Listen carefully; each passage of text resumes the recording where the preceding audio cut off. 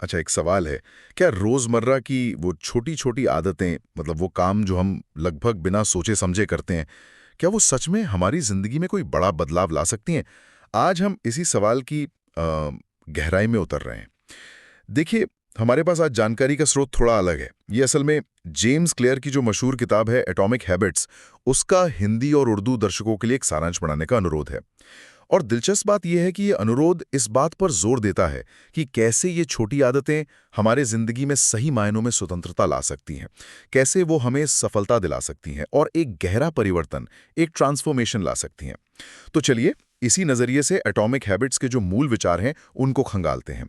और हाँ, अगर आपको इस तरह की गहरी चर्चाएं पसंद हैं जो आपको जानकारी से भरपूर रखें, तो हमें लाइक, शेयर और सब्सक्राइब करना मत भूलें। सच में इससे हमें आप तक ऐसी और बातें पहुंचाने में काफी मदद मिलती है। तो सबसे पहले ये विचार ही अपने आप में बहुत दिलचस्प है कि ये छोटी आदतें इतनी शक्तिशाली होती कैसे हैं। अक्सर हम बड़े बड़े लक्ष्य बनाते हैं और फिर उनमें नाकामयाब हो जाते हैं। बिल्कुल। और यहीं पर आप देखिए एटॉमिक हैबिट्स का जो मूल सिद्धांत है वो काम आता है। रोजाना सिर्फ 1% बेहतर होने का सिद्धांत। सिर्फ 1% सुनने में तो बहुत ही कम लगता है। हाँ, सुनने में कम लगता है ना? लेकिन जरा सोचिए, अगर आप रोज सिर्फ 1%, बस 1% बेहतर होते जाएं, तो साल के अंत तक आप लगभग 37 गुना बेहतर हो सकते हैं। 37 गुना, अरे वाह। जी, ये छोटी-छोटी जीतें हैं, ये मामूली सुधार जो दिखते भी नहीं शायद रोज, पर समय के साथ जुड़कर ये असाधारण नतीजे देते हैं। यही है वो धीमी पर पक्की सफलता का रास्ता। इसमें तुरंत नतीजे नहीं मिलते, प्रोसेस पर ध्यान होता है। ये तो कमाल का गणित है, 37 गुना।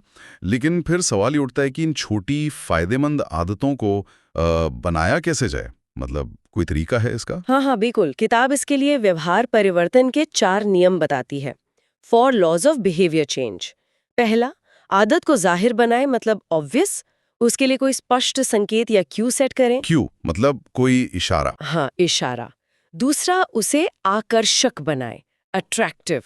कोई ऐसी चीज जिससे आपको खुशी मिले या जिससे करने का मन करे। हम्म। तीसरा, उसे आसान बनाए, इजी।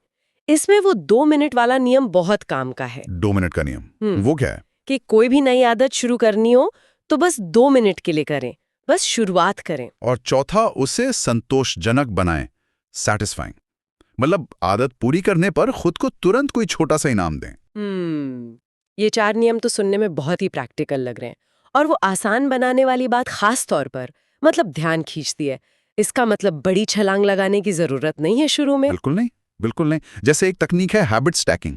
Habit stacking. आप एक नई आदत को अपनी किसी पुरानी जमी हुई आदत के साथ जोड़ देते हैं। अच्छा, जैसे जैसे सुबह की चाय पीने के ठीक बाद मैं एक पन्ना किताब पढ़ूंगी, या फिर ऑफिस से घर आकर जूते उतारने के बाद ही मैं अपने वर्कआउट के कपड़े पहन लूंगी। इससे क्या होता है, नई आदत को याद रखना और करना दोनों आसान हो जाता है। यही छोटे छोटे कदम उस बड़े परिवर्तन की नींव रखते हैं जिसकी हम बात कर रहे हैं। और फिर धीरे धीरे शायद ऐसा होता होगा कि ये छोटी आदतें हमारी पहचान का ही हिस्सा बन जाती हैं। बिल्कुल सही। यही सबसे गहरा पॉइंट है इस किताब का मेरे हिसाब से। किताब कहती है कि सच्ची आदतें पहचान आधारित होती हैं, आइडेंटिटी बेस्ड।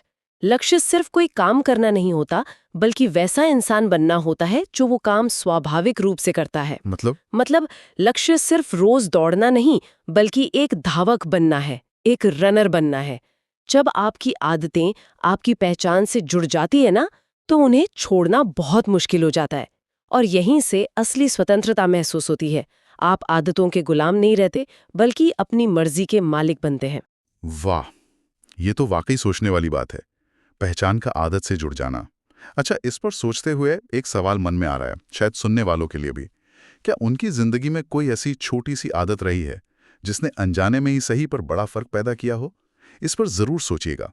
तो आज हमने देखा कि कैसे जेम्स क्लियर के जो सिद्धांत हैं वो हमें सिखाते हैं कि छोटे लगातार प्रयास सिर्फ नतीजे ही नहीं बदलते, बल्कि वो हमें अंदर से बदल सकते हैं। यही मामूली दिखने वाले कदम हमारी स्वतंत्रता, हमारी सफलता और हमारे जीवन में स्थायी परिवर्तन का आधार बनते हैं। बिल्कुल।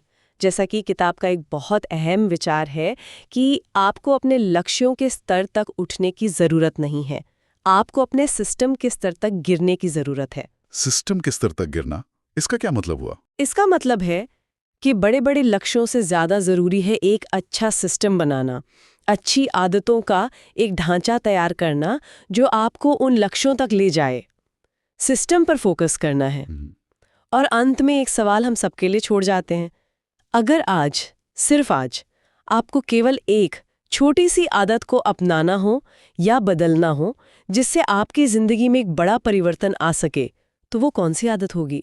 बहुत गहरा सवाल है। इस पे जरूर विचार करें और अगर चाहें तो इस चर्चा को अपने दोस्तों और परिवार के साथ भी साझा करें। देखिए उनके क्या विचार हैं इस पर।